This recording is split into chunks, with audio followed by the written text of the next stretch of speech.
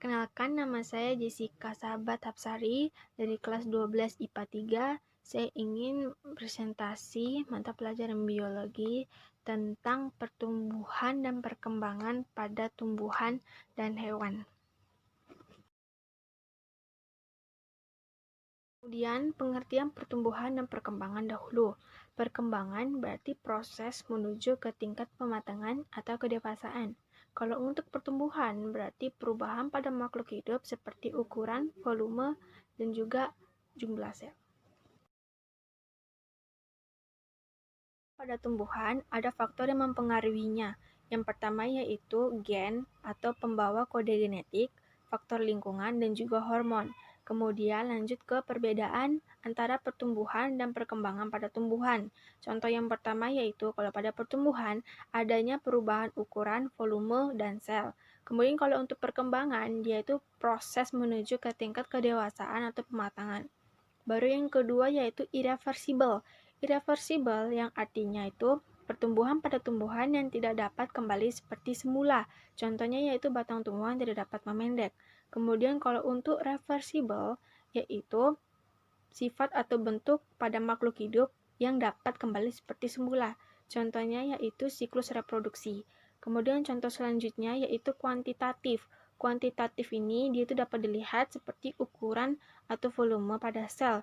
Kemudian kalau untuk kualitatif berarti dia ini proses perkembangan jenis sel. Kemudian lanjut ke perbedaan sekunder dan primer. Kalau sekunder berarti hasil dari pembelahan merisem sekunder dan biasanya berlangsung pada tumbuhan dikotil dan gimnospermae. Kalau untuk primer berarti hasil dari pembelahan merisem primer dan biasanya berlangsung pada embrio yang berada di ujung akar dan batang. Kemudian lanjut ke pengertian perkecambahan. Perkecambahan yaitu proses pertumbuhan dan perkembangan pada biji yang dibagi menjadi dua, yaitu epigeal dan hipogeal. Epigeal berarti dia kotiledon berada di atas tanah. Contohnya yaitu jarak. Kemudian kalau untuk hipogeal, berarti kotiledon tetap berada di dalam tanah. Contohnya yaitu jagung. Jadi, hormon pada tumbuhan itu ada 7. Yang pertama, auksin. Auksin itu berperan proses pada pemanjangan, pembelahan, dan diferensiasi sel. Kemudian yang kedua yaitu giberelin. Giberelin dia berperan proses pada pembentukan biji serta perkecambahan pada embrio. Baru yang ketiga yaitu etilen. Etilen berarti dia berperan proses pada pematangan buah dan perontokan daun.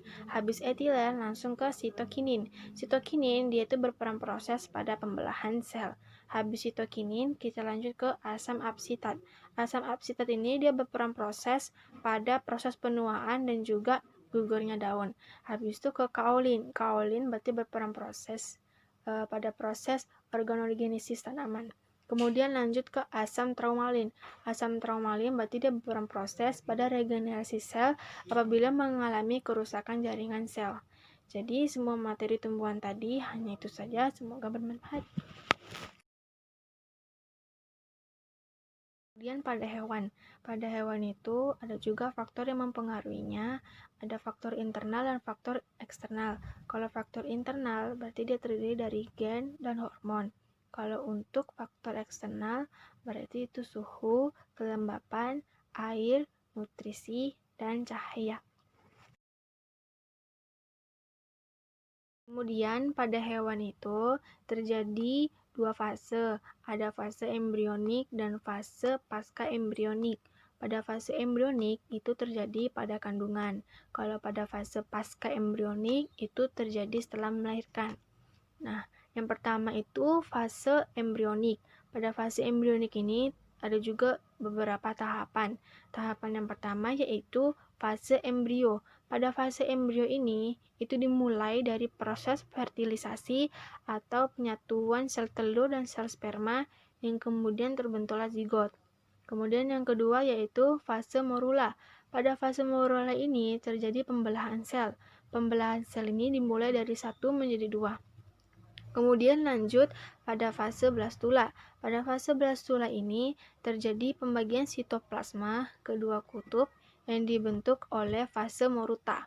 Kemudian lanjut pada fase gastrula. Pada fase gastrula ini dia itu mulai terjadi diferensiasi dan mulai menghilangkan blastoso. Kemudian lanjut pada yang terakhir yaitu diferensiasi dan organogenesis. Pada fase ini terjadi diferensiasi dan organogenesis pada struktur dan fungsi sel untuk membentuk jaringan yang spesifik. Pada fase ini dikendalikan oleh gen.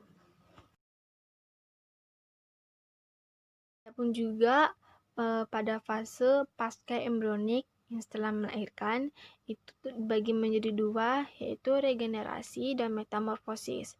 Regenerasi berarti itu proses perbaikan sel yang sudah mati atau rusak. Itu dia dibagi dua, ada cepat dan lambat. Kalau yang cepat berarti itu pada buntut cicak, kemudian kalau yang lambat itu pada tulang patah. Kemudian pada metamorfosis juga dibagi menjadi dua, ada metamorfosis sempurna dan metamorfosis tidak sempurna. Jadi sekian presentasi dari saya. Apabila ada kesalahan mohon dimaafkan, dan juga semoga presentasi yang saya bawakan tadi bisa bermanfaat bagi kita semua. Terima kasih Pak.